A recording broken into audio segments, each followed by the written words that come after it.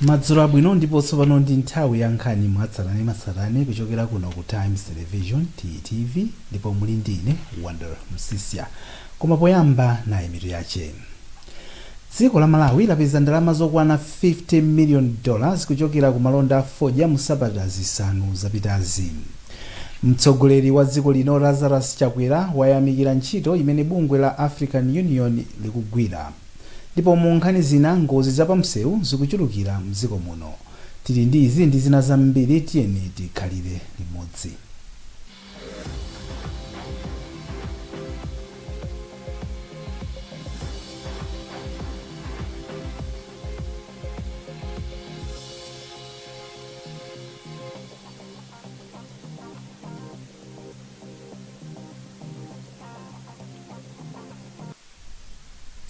Dziko la Malawi lapeza ndalama zokwana $50 million kuchokera ku malonda fodya chitsekulireni msika wa mbewu sabata zisanu zapitazi. Akuluakulu ati ndalamazi ndi zochuluka ndi $11.2 million kuyerekeza ndi zimene dziko lino lidapeza mu nyengo ngati yomweyi chaka chatha. Msabata zisanu zoyambirira za malondawa chaka chatha, dziko la Malawi linapeza ndalama zokwana $39.4 million. Matthews Kasanda ali ndi zambiri mlipotili. Mneneri wa AHL Teresa Ndanga wati fodya chaka chino agulidwa pa mtengo wa $1.67 pa kg iliyonse poyerekeza ndi chaka chatha omwe fodyayi amagulidwa pa mtengo wa $1.53 pa kg. Koma iwo ati ngakhale zili choncho kumayambiriro kwa msikawu fodya wambiri amabwezedwa pa msika. Mwachitsanzo iwo ati mabelo 100 mabelo 92 ndi amene amabwezedwa kuyimira 92%. Koma iwo ati chiwerengerochi pakadali pano chatsika kufika pa 47% ndipo pali chiyembekezo kuti chikhoza kutsika kuposera apa. Fodya amene amabwezedwa amakhala ochuluka kwambiri. Mwachitsanzo mabelo 100 aliwonse mwina amangogulidwapo 8 kusonyeza kuti rejection rate imakhala 92% imene ndiyokwera kwambiri. Koma musabata zochepa zapita zitamba kuona kuti kunkanitsika padakali pano ili pa 47%, mabelo 47 mwa 100 aliwonse ndi amene akubwezedwa.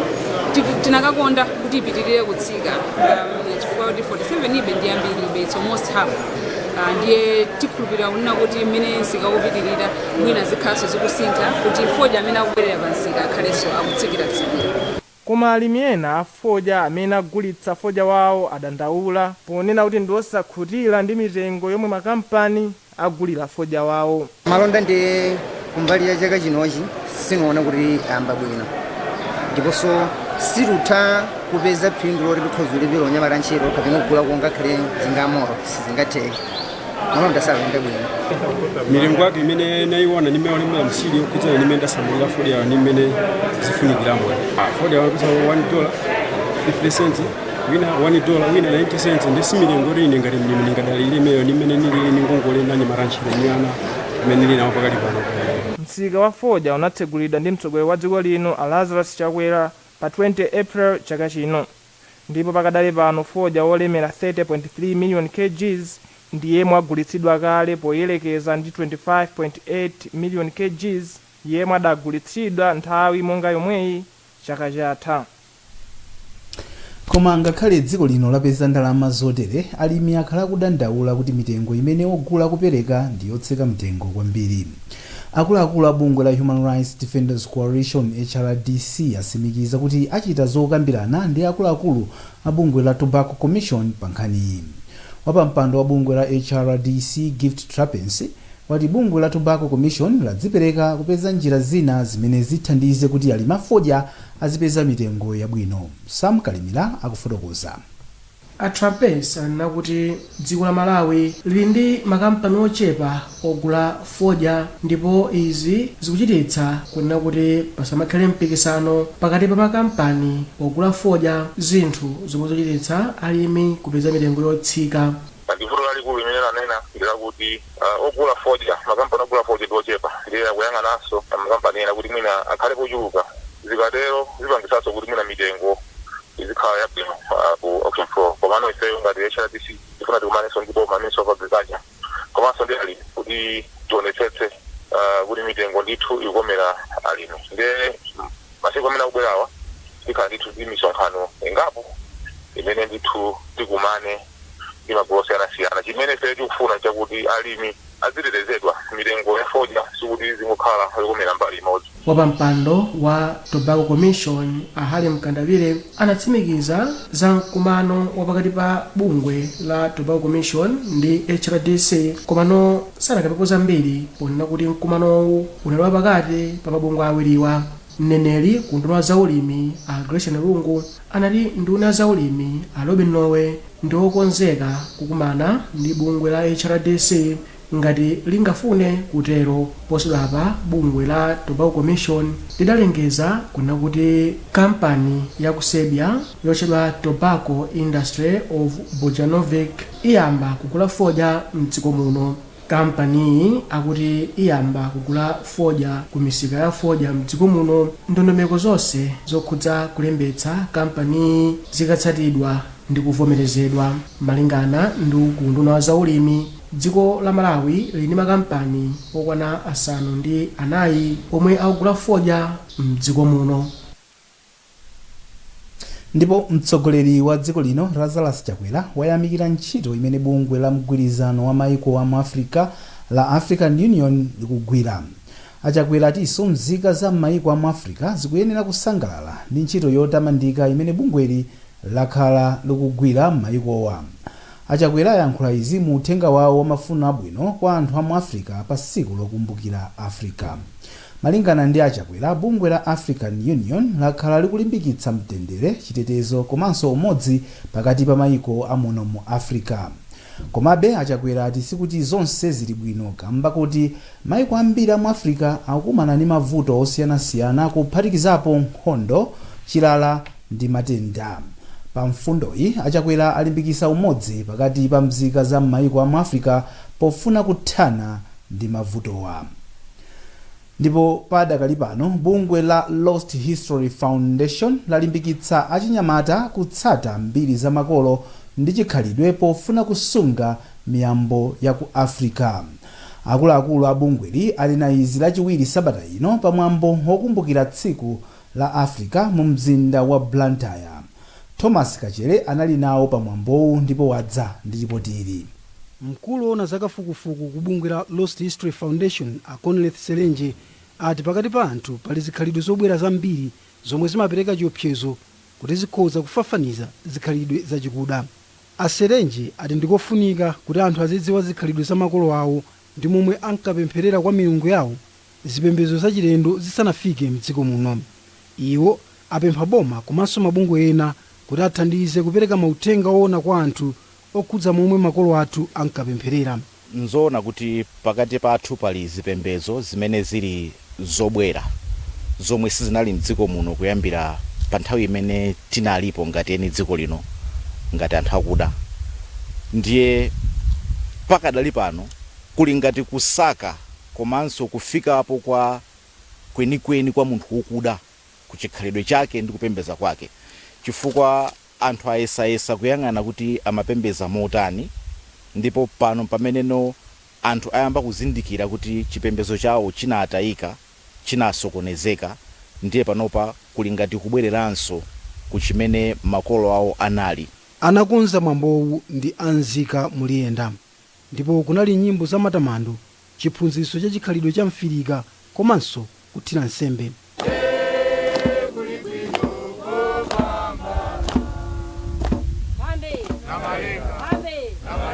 Aida Soko yemwe anatsogolera mwambo othira nsembe kuphirira ndilande anati ndi okhudzidwa kuti achinyamata masiku ano sazindikira zambiri za munthu wachikuda. Kaya munthu unali pa mavuto osiyanasiyana ukakagwada pasi nkuthira nsembe ku mizimu ya makolo ako amene adapita, makolo aja amakumva. Ndipo makolo aja samajejemasoyi chifukwa pali mizimu ine imene timayitchula imakhala kuti ndiye chilendo si yathu. Ndiye mizimu imene tikayitchula yathu ija amadzati mwana wanga uyu akudandaula ulali apoyo akufuna chakuti. Ndiye tikathira nsembe mizimu ija imalandira, amatipatsa zonse zimene tapempha, kaya kunali matenda, kaya inali njala, kaya ndi mavuto a mbanja, kaya ndi mavuto a mtundu wanji, china chilichonse mulilonse umene wagwa sizi mavuto ayi. Tsiku lokumbukira Africa limabwera chaka ndi chaka pa 25 May pokumbukiranso kupambana kwa bungwe la Organization of African Union OAU polimbana ndi ulamuliro wa Tsamunda.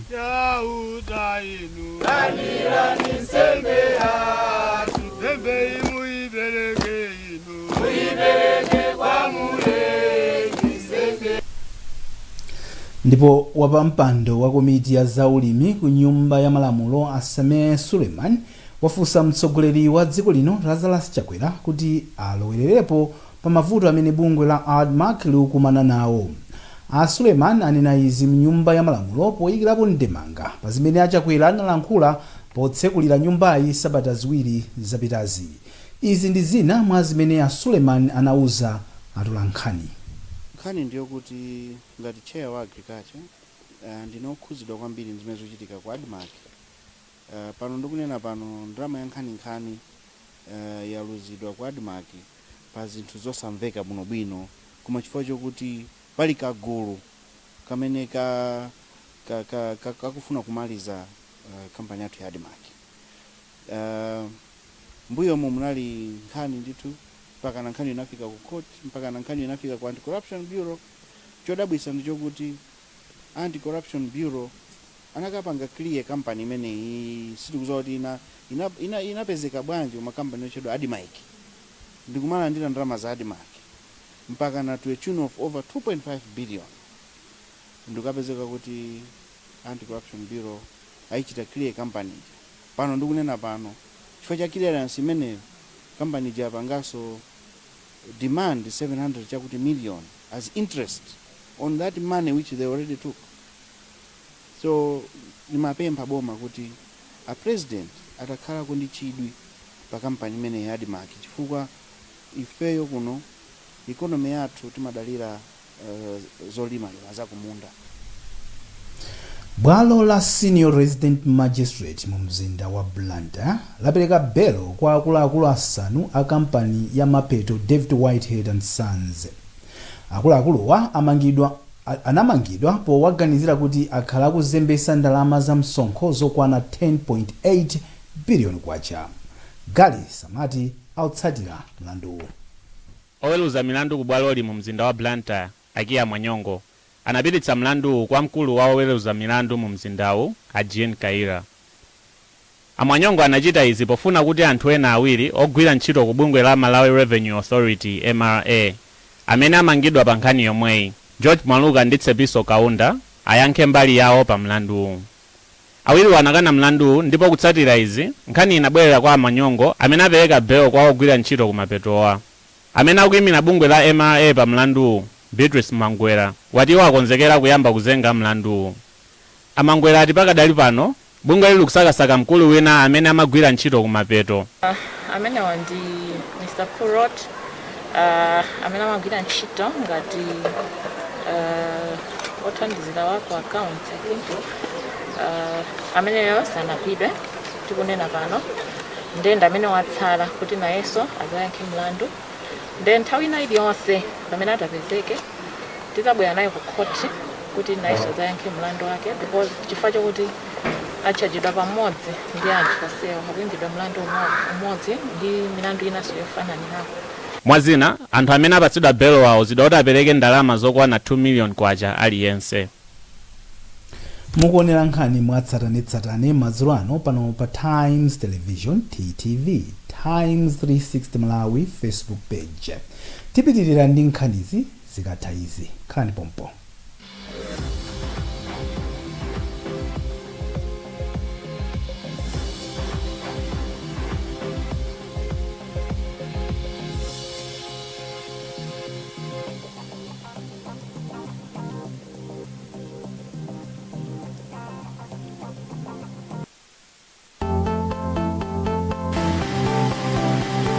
Bliss Body Lotion is well refined to give your skin full hydration, leaving you feeling fresh throughout the day. Bliss Body Lotion is a top-range body lotion which contains natural extracts and is found in 3 flavors at a very reasonable price. Bliss Lotion Aloe Vera, Bliss Lotion Instant Hydration, Bliss Lotion for Men. Get yourself Bliss Body Lotion today in all leading stores across the country.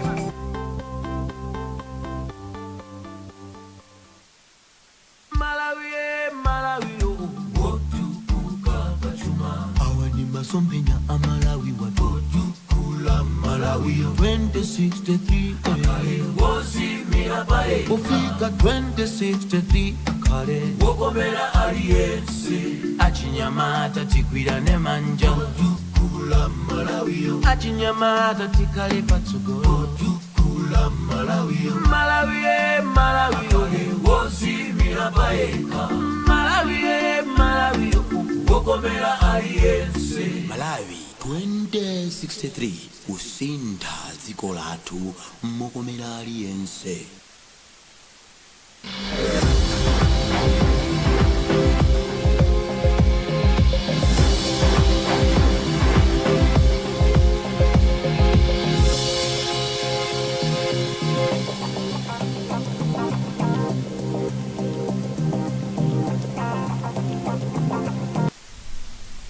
takulandiraniso pamene tikupitirira ndi nkhani mwatsatanetsatane madzulo ano pano pa Times Television TTV komanso Times 360 Malawi Facebook page. Chiwerengero cha ngozi zapamsewu chakwera miyezi itatu yoyamba ya chaka chino poyerekeza ndi nyengo yomweyi chaka chatha. Ripoti la Malawi Police Services munyengoyi lasonyeza kuti ngozi 2974 ndi zimene zachitika chaka chino poyerekeza ndi ngozi 2162 zimene zinachitika chaka chatha. Ripoti lasonyezanso kuti anthu 323 ndiwo amwalira pa ngozi za chaka chino poyerekeza ndi anthu 283 amene anafa pa ngozi zapamsewu miyezi yoyambirira ya chaka chatha. Feston Malekezo ali ndi zambiri mu ripoti ili. Malinga ndi ripoti iyi zinthu zothandiza kuti ngozi zopsa kwambiri zakwera ndi 23% ndipo anthu amene aphedwa chiwerengero chawo chakwera ndi 30%. Mukuyankhula kwake wachiwiri kwa mneneri wa polisi mdziko muno Apita Kalaya ati ngozizi zachitika kwambiri kamba kakusasamala kwa anthu oyendesa galimoto komanso kunena kuti ambiri amathamanga. Zina zachitika chifukwa kuti oyenda pansi ma pedestrians akuti samatsatira malamuloso apansewu. Choncho ngati apolisi tagwirizana kunena kuti tipitiriza kuyika apolisi athu apansewu m'misewumu kuti apitirize ntchito yawo yonetsa kuti magalimoto amene akuyenda m'misewumu ndi kuti ali ndi zonse zoziyenera komanso oyendetsa magalimoto ndi oyenera kuti aziyendetsa magalimoto. Ripoti iyi yaonesanso kuti mchitidwe ogwiririra makamaka ana kuthyola komanso kuba kwakwera miyezi itatu imene yangothayi. Mwachitsanzo milandu yogwiririra ana yakwera ndi 15% pamene milandu yokwana 446 ndi imene ikudziwika pomwe chaka chatha nthawi ngati yomweyi milandu yokwana 552 ndi imene inalembetsedwa. Poyankhulapo za ripoti iyi mmodzi mwa anthu amene ufulu wa anthu makamaka powunikira zakusasiyana pakati pa abambo komanso amayi Babla Banda ati kukwera kwa mchitidwe ogwiririra nkodandaulitsa.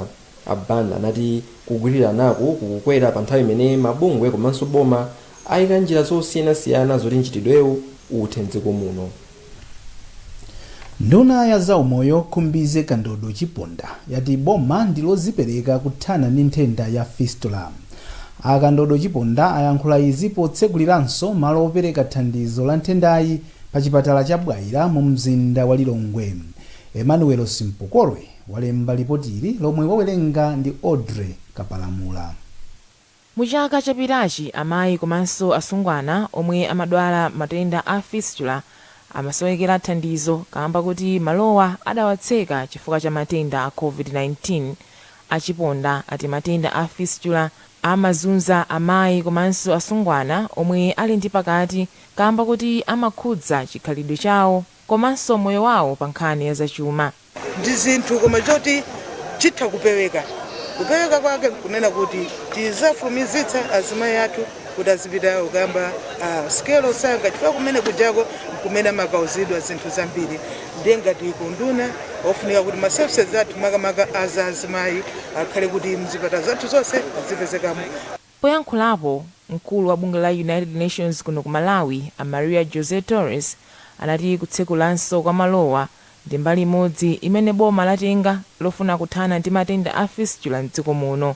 Iwo ati ndikuyenera kuonetsetsa kuti amayi komanso asungwana sakusiyidwa makamaka pa ziganizo zokhudzana ndi ntchito za umoyo. Oyang'anira malo a fistulawa a Margaret Moyo ati pakufunika kupititsa patsogolo uthenga ofuna kuthana ndi matenda a fistula mdziko muno.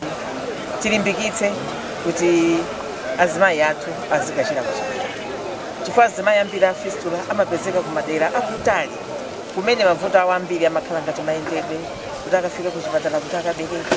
Komanso muzipatala zambiri mukuona kuti mwina ana amwino mulibe oti athandize bwinobwino. Ndiye zonsezi ngati zingaonedwe zitathandiza kunena kuti fistula ithe.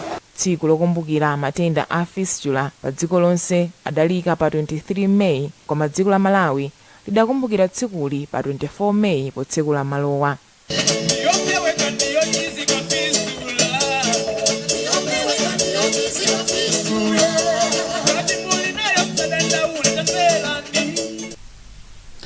Malipoti akusonyeza kuti anthu okhala m'madera akumidzi amakhudzidwa kwambiri ndi matenda amaso. Izi ni malingana ndi akuluakulu apa chipatala chachikulu cha boma cha Mzuzu. Namwino wamkulu pa chipatalachi Jesse Kaunda wati chipatalachi chimathandiza anthu opitirira makumi asanu 50 amene ali ndi vutoli pa mwezi. Feston Malekezo ali mu mzinda wa Mzuzu. Akaunda anayankhula izi pamwambo otsekulira project imene ikhale ya zaka ziwiri yomwe ikufikira anthu akumidzi omwe ali ndi mavuto amaso. Iwo anati anthu amene ali m'madera akumidzi amavutika kuyenda kupita ku chipatala chachikuluchi kuti akalandire thandizo lamaso kamba kosowa ndalama. Shangati pa chipatala pa anthu akataract timathandiza amapitira 50 akataract okha. Ndiyeno ngakhale tikuona anthu about 50 koma ku community aliko ambiri amene akukanika kubwera. Ndituona kuti zitithandiza ndithu even pa Mzuzu Central Hospital komanso ndi community zithandiza. Vutoli ndiofananafanana ndi limene chipatala cha Karonga limakumana nalo. Mmodzi wa madotolo amaso pa chipatalachi Andrew Newa anati iwo amathandiza odwala maso pafupifupi 650 mwezi uliwonse, omwe pafupifupi 60 mwa iwo amakhala kuti adwala nthenda ya sanga.